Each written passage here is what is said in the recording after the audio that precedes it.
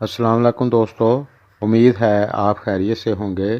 दोस्तों, आज हम बात करेंगे बुर्ज जद्दी कैप्रिकॉर्न की आपके लिए इल्म नजूम के हिसाब से अप्रैल 2021 कैसा रहेगा। जिन दोस्तों ने मेरे चैनल को पहले सब्सक्राइब नहीं किया तो कर लें और साथ बेल आइकन पर क्लिक कर दें। शुक्रिया। तो चलते हैं अपने मौजू की तरफ। सबसे पहले हम बात करेंगे बिज़नेस और कैरियर की।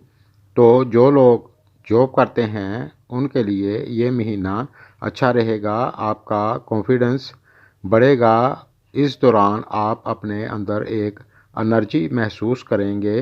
दोस्तों, लॉकडाउन एक ज़मीनी मसला है, इसकी अलग बात है, फिर भी ये महीना काफ़ी हद तक आपके लिए अच्छा रहेगा। और जो लोग बिज़नेस व्यापार करते हैं उनके लिए भी ये महीना अच्छा रहेगा, आपकी इनकम इंशाल्लाह अच्छी होगी। और इस दौरान अगर आप अपने बिज़नेस व्यापार को बढ़ाना चाहते हैं तो एहतियात के साथ बढ़ाएं, इंशाल्लाह आपको फ़ायदा होगा। अब बात करते हैं तालीम की। तो इस लिहाज से अप्रैल की 13 तारीख तक ये महीना आपके लिए थोड़ा सा स्लो रहेगा, आपका मन पढ़ाई में नहीं लगेगा। फिर इसके बाद आपको बेहतरी देखने को मिलेगी, यानी अगर आप मन लगाकर पढ़ाई करोगे तो इंशाल्लाह कोई दिक्कत नहीं होगी। अब बात करते हैं फैमिली और शादीशुदा लाइफ की।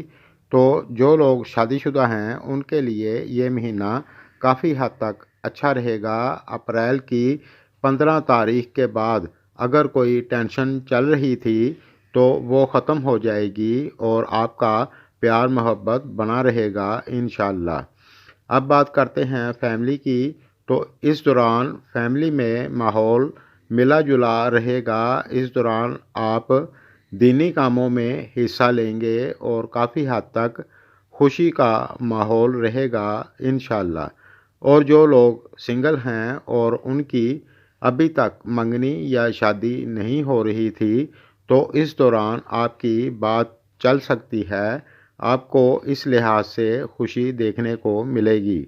और जो लोग रिलेशनशिप में हैं उनके लिए अप्रैल की 15 तारीख के बाद आपको अपने रिश्ते में बेहतरी देखने को मिलेगी।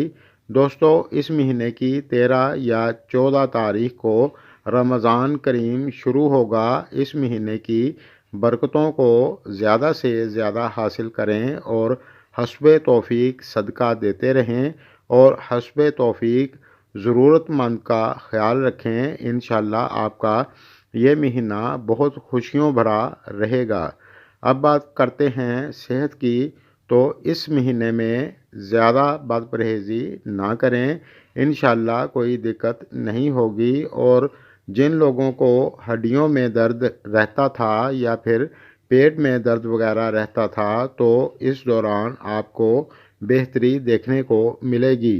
दोस्तों, मेरी दुआ है अल्लाह तमाम बीमारों को शफ़ाए कामला अता फ़रमाए, आमीन। दोस्तों, इल्म नजूम के हिसाब से जो कुछ नज़र आ रहा था वो आपको बता दिया है। मेरी वीडियो अगर आपको पसंद आए तो लाइक करें और दोस्तों के साथ शेयर करें। शुक्रिया।